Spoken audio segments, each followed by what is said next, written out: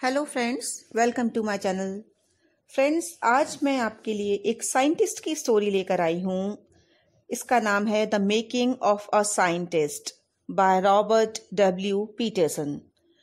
Friends, ये जो हमारा साइंटिस्ट है इसका नाम है रिचर्ड। रिचर्ड के बारे में मैं आपको उसके बचपन की एक कहानी सुनाती हूँ। रिचर्ड बचपन में बहुत ब्रिलियंट स्टूडेंट था और उसकी मदर उसे पढ़ाई में बहुत हेल्प करती थी। और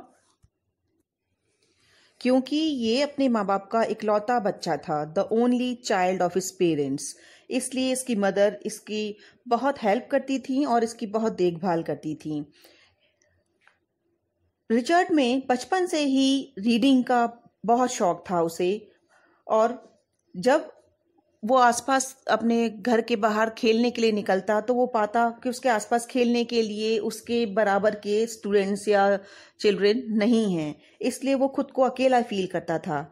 अपने अकेलेपन को दूर करने के लिए उसने नई नई चीज़ों को कलेक्ट करने का शौक पाल लिया, लाइक रॉक्स, फॉसिल्स, कॉइन्स, इस तरह की चीज़ें वो कलेक्ट करने लगा।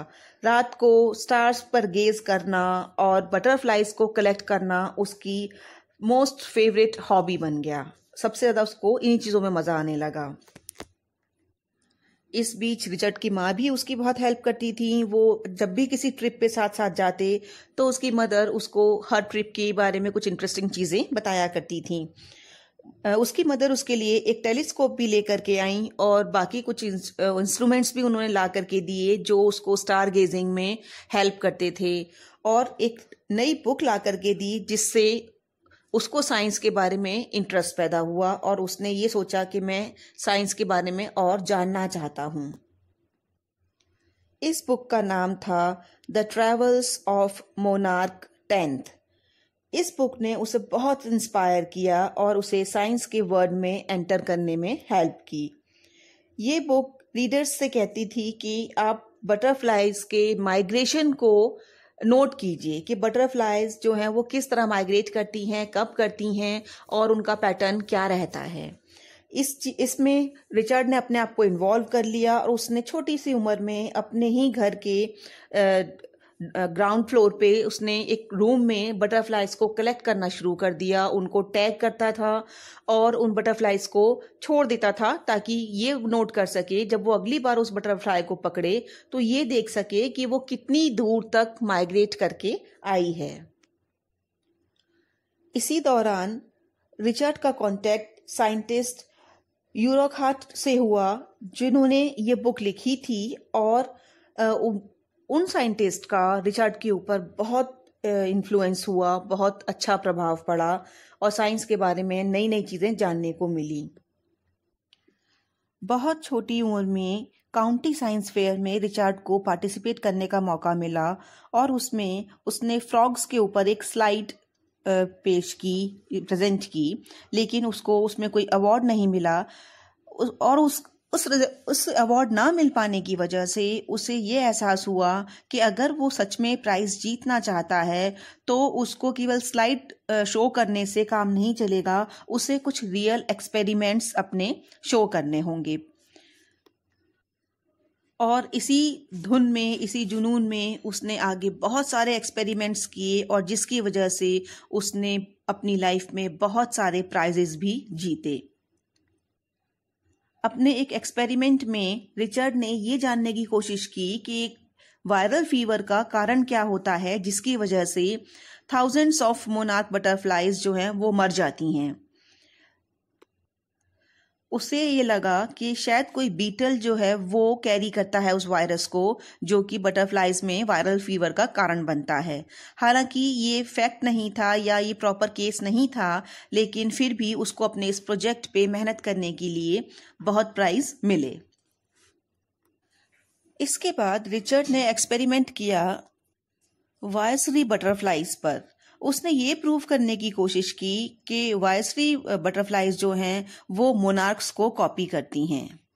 और उन्होंने ये रीज़न भी दिया कि वायसरी बटरफ्लाइज जो हैं वो इसलिए ऐसा करती हैं ताकि वो अपने आप को बर्ड्स का प्रे बनने से बचा सकें, क्योंकि बर्ड्स मोनार्क बटरफ्लाइज को नहीं खाती हैं।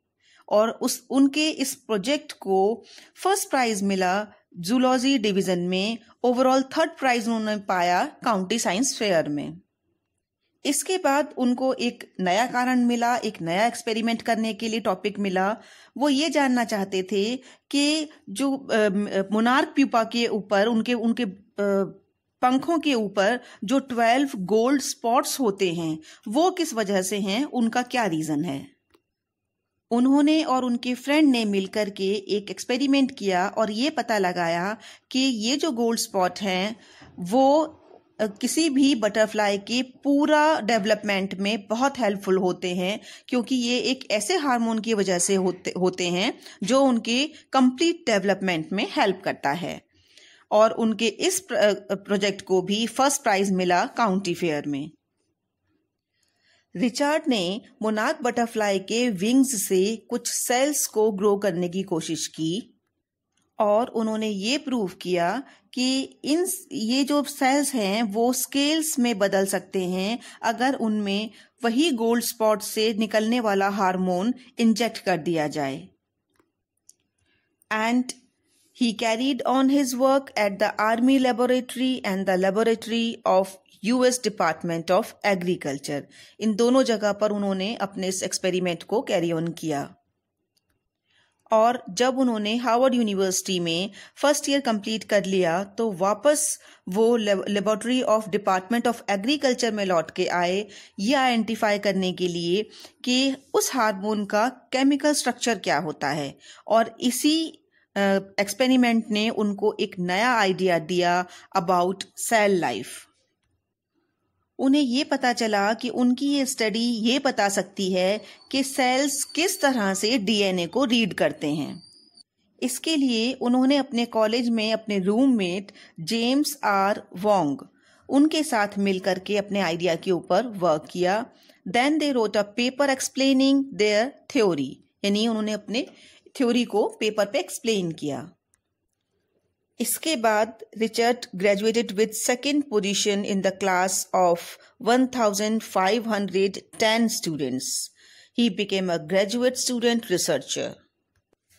एंड आफ्टर दैट उन्होंने अपने इस एक्सपेरिमेंट पे अपनी थ्योरी को बताने के लिए, स्पष्ट करने के लिए दोबारा से एक्सपेरिमेंट करना शुरू कर दिया। उनकी ये थ्योरी कुछ नए प्रिवेंशंस बता सकती थी जो डिफरेंट टाइप्स ऑफ कैंसर्स और अदर डिजीजेस को क्योर करने में हेल्प कर सकते थे। रिचर्ड ना केवल एक अच्छे साइंटिस्ट थे बल्कि वो ऑलराउंडर थे। वो एक गुड डिबेटर थे, एक गुड पब्लिक स्पीकर थे। He was a excellent photographer and a outdoor person. यहाँ तक कि उनके सोशल स्टडीज जो टीचर थे वो कहते थे कि वो सिर्फ इसलिए काम नहीं करता कि वो काम करना चाहता है, बल्कि वो काम इसलिए करता है क्योंकि उसे काम को अंजाम देना होता है और इसके लिए he do his best to win. Richard की इन सभी क्वालिटीज ने उनको एक ग्रेट साइंटिस्ट बनाया।